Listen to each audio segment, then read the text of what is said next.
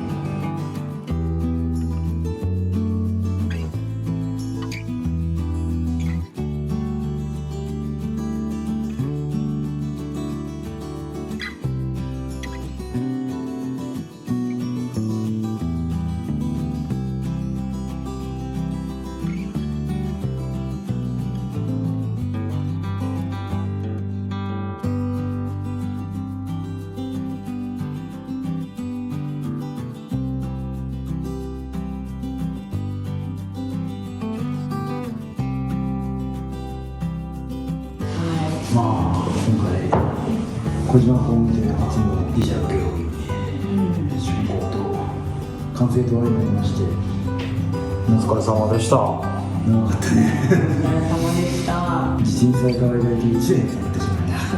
ゆっくりやらせてもらったね。本当に理想的ですよね。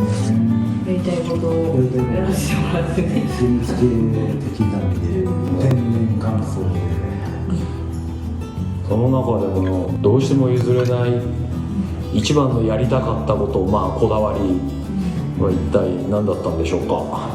天然乾燥で炭をつける。それをやりたかったね。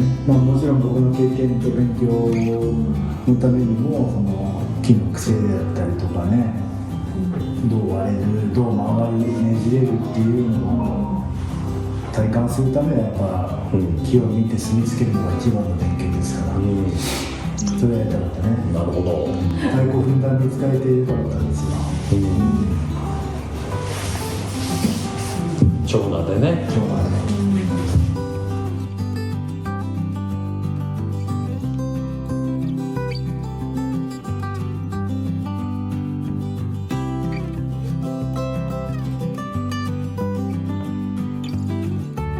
やりきれたことやりきれなかったことなどさらっと何かやりきれたこと、真剣材を使わず全部無垢の木で合板を使わずに全部床から天井から何から無垢で、建てる枠とねできたのは今回はやりきれてよかったかなと思います。やりきれなかったところに関しては石膏ボードの使用かなと僕は思ってますかね。石膏ボードを使わない家作りを将来目指したいですけど、今回はちょっとできなかったね。設計士さん的にはどうですか。結構大工さんのやりたい要望が結構あったので、それをなんとかの実現できるように調べたり、そうですね、手配をしたり申請を通したりみたいなことを、ちょこちょこやってたんですけど、普通の設計士の仕事ってプレカット図をチェックするのが最大の山場みたいなところがあるんだけど、それが大工さんが刻むんで結構ね楽ができたというか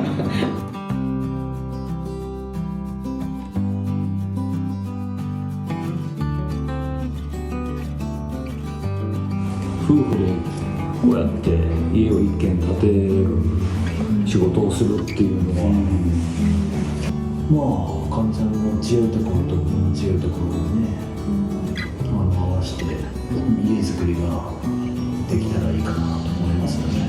なるほど。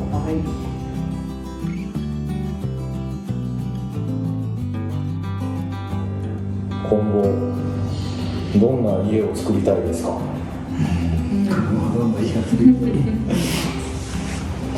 まあ今回もあれだけど大事に作って大事に作って大事に住みつなぐっていうこと、まあ立って終わりじゃなくてね、立ってから家がお客さんと一緒に成長していってほしい、成長できる家っていうのがお客さんと共に成長する家、お客さんと一緒に成長する家を作りたいと思います。目指します。はい、わかりました。ありがとうございます。ありがとうございました。お疲れ様でした。お疲れ様でした。